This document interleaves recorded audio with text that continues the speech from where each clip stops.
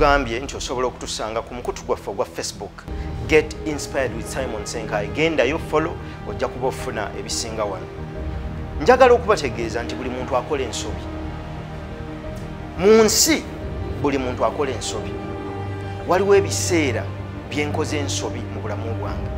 Nzikiriza nti ensobi nkyazikola era nzikiriza nti ensobi nja kuzikola.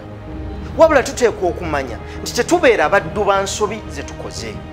Bw'oba okoze ekintu ne kikukosa teweetaaga kusisigalamu kubeeramu kugamba nti buli kaseera onooba oyimba ensobi.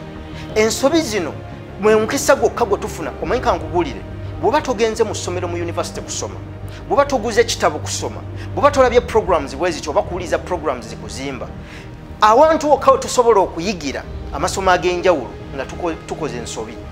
Mu kukola ensobi mwe tuyigira ebyo bye tubadde tutamanyi ne tusobola okuddamu okwewala ensobi. Wabula bwe tumala okukola ensobi ate tetubeera abaddu ba nsobi ezo, kubanga bwe tubeera abaddu baazo zitukwata buli kiseera ne zikugira obuyiiya bwaffe n'obutetenkanya bwaffe okusobola okugenda mu maaso.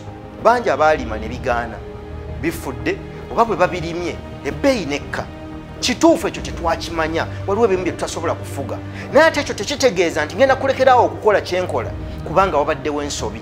Ngenda kuyiga buyizi, bwe mba mbadde nnima nnyaanya ne zinsala, ngenda kunoonya akuuma ne bannange akasobola okugwya ennyaanya ne kazikolamu omubisi, tomato sauce. Bwe mba nnimye amatooke enkota neetuuka ku 2,513, amatooke bagasekula bulijjo ne bagakaza ne bagakolamu obuwunga, abantu ne bagoya bugoya. Ensi gye tugendamu ekyuse, naye ebintu ebisinga enkyukakyuka empya ezizze zijjidde mu nsobi abantu ze bakola. Twala ekyokulabirako ebijanjaalo. Nina mukwano gwange awo owa Seb Engineering kati ayagala okutandika okusekula ebijanjaalo. Lwaki? Ayagala ebijanjaalo babifumbire eddakiika ekinene nnyo 15 ng'osiika ebirungo byo n'oteekamu obuwunga bw'ebijanjaalo n'oli ekijanjaalo ekiwedde. Lwaki? Kubanga waliwo abaonoona amanda n'okumalawo ebibira ebbanga ddene nga bafumba bijanjaalo. Naye ebintu ebyo byonna bijja olw'ensobi ezijja zibaawo n'okusoomooza okw'enjawulo kwe tujja tuyigiramu. Tetuteekwa kubeera baddu ba kusoomooza kwaffe, oba tetuteekwa kubeera baddu ba nsobi zaffe. Tuziyigiramu ne tusobola okwaŋŋanga ebiseera byaffe eby'omu maaso ne tusobola okugenda mu maaso. Nze ndowooza nti abantu bonna abagenze mu maaso era abasobodde okubeera ekyo kye bali beba bakoze ensobi ne baziyigiramu naye ne bakkiriza okuddamu okusituka okugenda mu maaso. Emirundi gy'onoogwa ng'okoze ensobi si kyekikulu, wabula emirundi gy'onoddamu okukola ky'okola ng'olina okukkiriza kwe kumu, obuvumu bwe bumu, n'obumalirivu era n'okwagala kwe kumu ng'osigadde ogenda mu maaso.